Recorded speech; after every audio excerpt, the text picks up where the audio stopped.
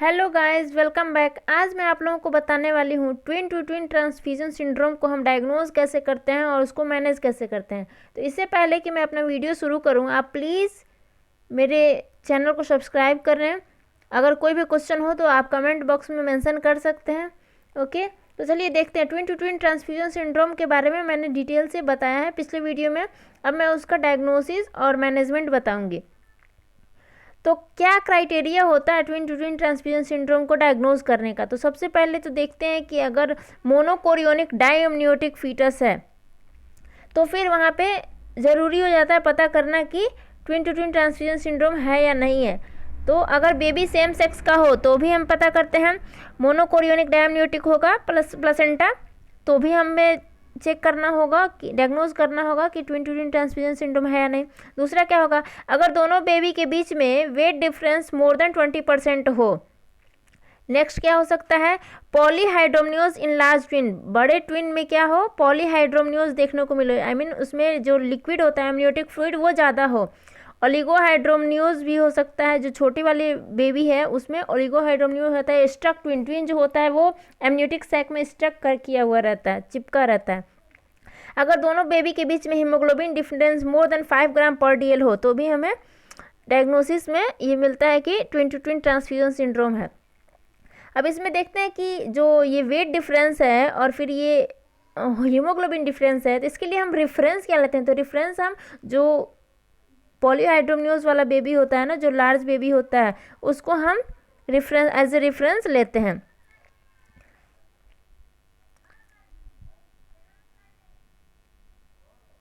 अब देखते हैं कि twin to twin transfusion syndrome जो होता है उसको हम पॉलीओली सीक्वेंस भी बोलते हैं। पॉलीओली सीक्वेंस आखिर बोलते क्यों हैं इसको, क्योंकि इसमें एक बेबी में पॉलीहाइड्रोमनियोज होता है और दूसरे बेबी में ओलिगोहाइड्रोमनियोज होता है। मीन्स एमनियोटिक फ्लूइड एक में ज़्यादा होता है उसको पॉलीहाइड्रोमनियोज और जिसमें कम होता है उसको ओलिगोहाइड्रोमनियोज, इसलिए इसको पॉलीओली सीक्वेंस भी कहते हैं। देखते हैं कि डायग्नोसिस क्राइटेरिया में क्या क्या करना पड़ता है मोनोकोरियोनिक डायम्नियोटिक ट्विंस में। तो मोनोकोरियोनिक डायम्नियोटिक ट्विंस का पिक्चर हमें तो यूएसजी पे सबसे पहले मिल जाता है। उसके बाद हम डॉपलर के थ्रू क्या देखते हैं, एट्रियोवेंट्रिकुलर एनास्टोमोसिस देखते हैं। और एट्रियोवेंट्रिकुलर एनास्टोमोसिस हमें जहाँ मिलता है उसको हम लेज़र के थ्रू क्या करते हैं, एब्लेशन उसका कर देते हैं। ये मैनेजमेंट में मैं बताऊंगी आप लोगों को, इसके लिए वीडियो में लास्ट तक बने रहिए आप प्लीज़। ओलिगोहाइड्रोमनियोज को कैसे हम डायग्नोज करते हैं कि ओलिगोहाइड्रोमनियोज है तो कितना होगा, तो फिर हम उसे twin to twin transfusion syndrome के अंडर में रखेंगे।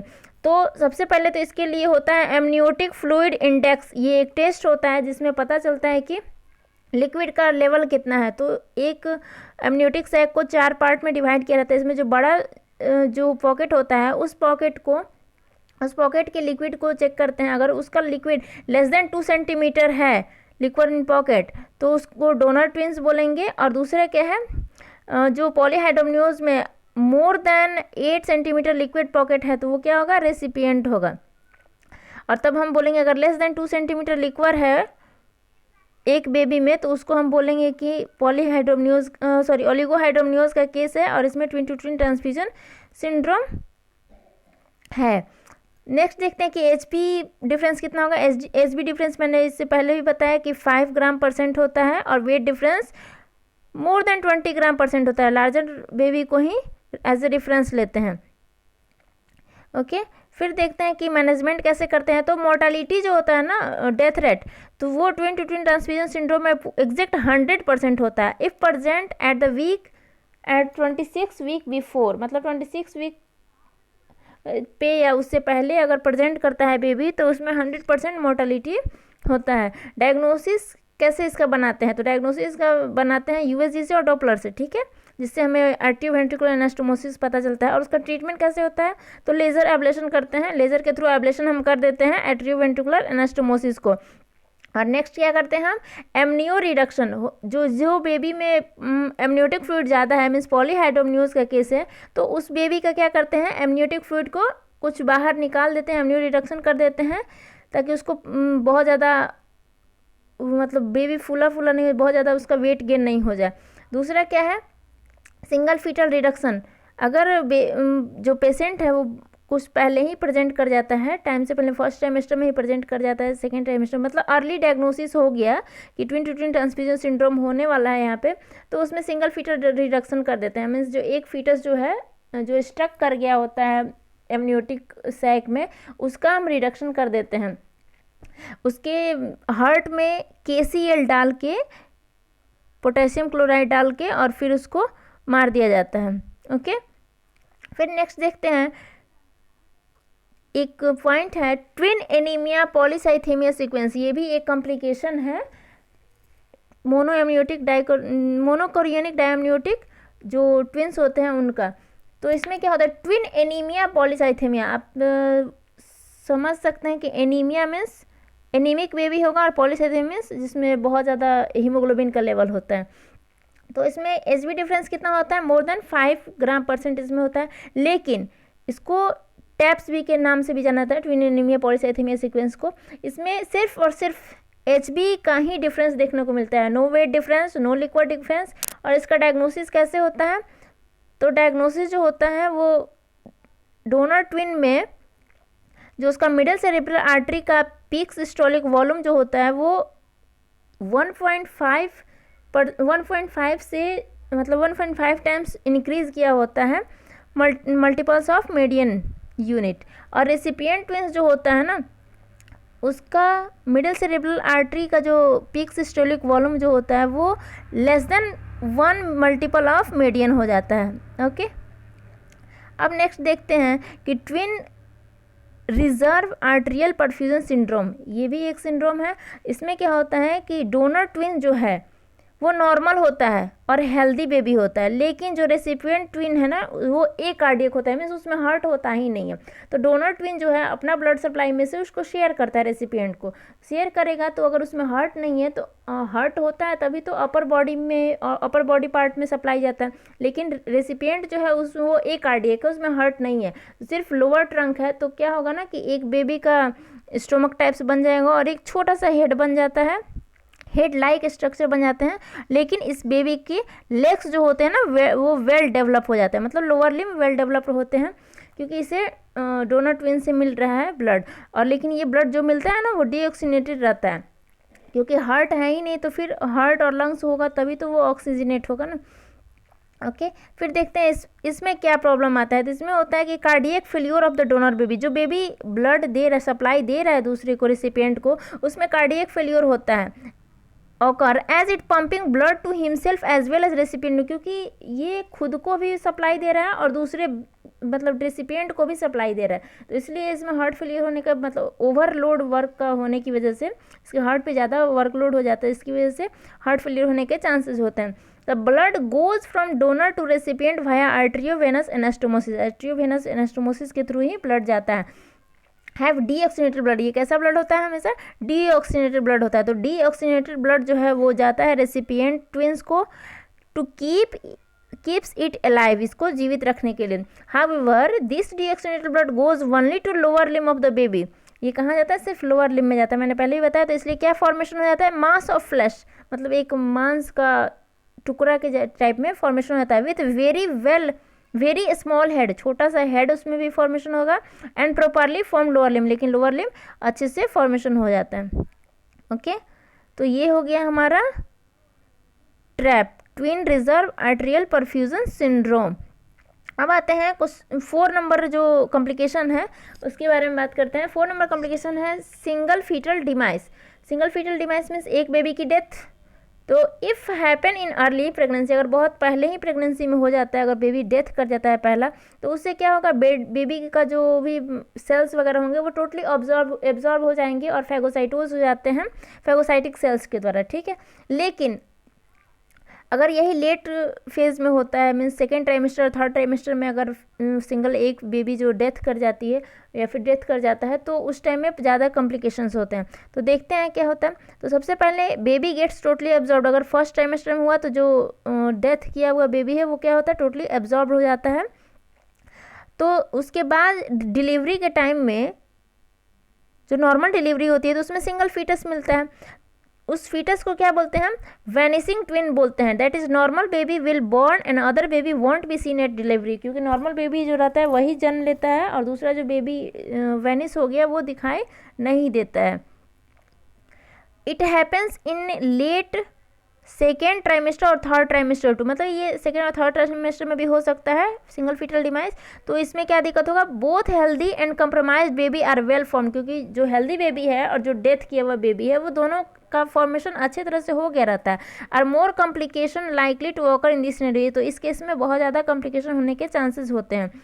Dead baby can have necrotic tissues, dead baby में क्या हो जाएगा? नेक्रोटिक टिश्यूज होगा, उसके टिश्यू में निक्रोसिस होने लगेगा within body of mothers, mother के बॉडी के अंदर in can trigger intrinsic coagulation cascade, ये क्या करेगा? इंट्रिंसिक कोआगुलेशन पाथवे जो होता है बॉडी का, जिससे ब्लड के क्लॉटिंग फैक्टर एक्टिवेट होते हैं, ये उनको ट्रिगर करता है, जिससे ये हाइपर एक्टिव हो जाते हैं। जो भी कोआगुलेटिव फैक्टर्स हैं वो हाइपर एक्टिव हो जाता है और हाइपर एक्टिव होने की वजह से ये क्या करते हैं? DIC करते हैं, डिसएमिनेटेड इंट्रावास्कुलर कोआगुलेशन, मीन्स वेसल्स के अंदर कोआगुलेटिव फैक्टर एक्टिवेट होने से ब्लड क्लॉटिंग होने लगता है, जिसको हम बोलते हैं कोआगुलोपैथी। ओके, दूसरा क्या हो सकता है? Neurological sequel to healthy baby, जो हेल्दी बेबी है उसको न्यूरोलॉजिकल डिफेक्ट भी होने लगेगा। तीसरा क्या हो सकता है इसमें? PTH, pre term labour pain start हो जाएगा। फोर्थ क्या होगा? Death of healthy baby, healthy baby की भी डेथ हो सकती है। मैनेजमेंट क्या होगा इसमें? तो management of single fetal demands in late trimester, अगर सेकेंड या थर्ड ट्राइमेस्टर में अगर एक बेबी डेथ कर जाता है तो उस टाइम में हम क्या करेंगे? उस टाइम में एक ही हमारा लास्ट ऑप्शन रहता है कि ट्राई टू डिलीवर करेंगे प्रेगनेंसी को, और इन द नेक्स्ट 3 वीक के अंदर में जैसे ही हमें पता चलता है उसके 3 वीक के डेथ, बेबी की जो एक डेथ किया उसके 3 वीक के अंदर में जो नॉर्मल बेबी है, हेल्दी बेबी है, उसकी डिलीवरी हम कराएंगे अंडर स्टीरॉयड, ठीक है। और उस 3 वीक तक उस पेशेंट का जो प्रोथ्रोम्बिन टाइम है उसको मॉनिटर करेंगे, पार्शियल थ्रोम्बिन टाइम मॉनिटर करते रहेंगे और कोआगुलेशन प्रोफाइल भी टाइम पे करते रहेंगे। नेक्स्ट कॉम्प्लिकेशन है डिस्कॉर्डेंट ट्विंस। डिस्कॉर्डेंट ट्विंस क्या होता है? तो मोनोकोरियोनिक ट्विंस जो होता है due to vascular anomalies, monochorionic twins में वास्कुलर एनोमलीज जो होते हैं ना, तो उसकी वजह से डिस्कॉर्डेंट ट्विंस होता है। दूसरा है डाइकोरियोनिक ट्विंस की वजह से भी होता है। इसमें क्या होता है ना कि 2 different placentas that can causes nutritional differences, means अगर सपोज ये 2 कारण से हो सकता है, जैसे कि एक जेनेटिक फैक्टर और दूसरा एक और यहाँ पे नहीं मेंशन किया हुआ है प्लासेंटल फैक्टर। तो ये क्या है? तो मैं बता रही हूँ आप लोगों को कि जैसे कि बेबी 2 प्लासेंटा है अलग अलग, 2 बेबी हैं अलग अलग, तो हो सकता है कोई एक बेबी ज़्यादा न्यूट्रिशन ले रहा हो और दूसरे बेबी को कम न्यूट्रिशन मिल रहा हो, तो ये एक जेनेटिक फैक्टर की वजह से भी हो सकता है। और दूसरा जो है प्लासेंटल फैक्टर, अगर एक प्लासेंटा बड़ा है तो उस बेबी को ज़्यादा सप्लाई जाएगा और दूसरा प्लासेंटा अगर छोटा है तो उस बेबी को कम सप्लाई जाएगा, तो उस केस में भी डिस्कॉर्डेंट ट्विंस होने के चांसेस होते हैं। हम देखते हैं क्राइटेरिया फॉर डिस्कॉर्डेंस के लिए क्या क्या क्राइटेरिया है उनके बारे में जान लेते हैं। तो abdominal circumference less than 20 mm, तो जो लार्जर बेबी होता है, बिग बेबी होता है, उससे को हम रेफरेंस मानते हैं, बिग बेबी को रेफरेंस मानते हैं और देखते हैं कि छोटे बेबी, अगर जो छोटा वाला बेबी है उसका एब्डोमिनल सरकमफ्रेंस उससे अगर 20 mm कम है, या फिर कह सकते हैं कि जो छोटा वाला बेबी है उससे 20 mm ज़्यादा है बड़े वाले बेबी का एब्डोमिनल सरकमफ्रेंस, तो बोलेंगे कि ये डिस्कॉर्डेंस का केस है। उसके बाद में वेट डिफरेंस भी अगर मोर देन 20% का हो रहा है तो फिर उसको बोलेंगे कि डिस्कॉर्डेंट ट्विंस है। पॉइंट नंबर 6 नंबर क्या कॉम्प्लिकेशन हो सकता है? Cord entanglement. कॉर्ड इंटेंगलमेंट कब होता है?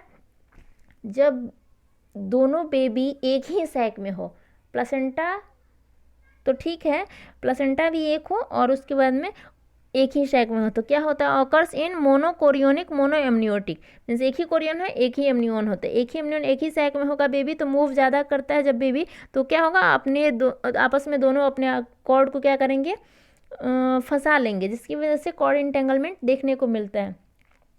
लेकिन ये केसेस जो है ना 32 वीक से पहले ही देखने को मिले। 32 वीक के बाद जो है वो बेबी का साइज़ बड़ा हो जाता है, जिसकी वजह से वो थोड़ा कम मूव करता है। 32 वीक के बाद ऐसा केस नहीं देखने को मिलता है।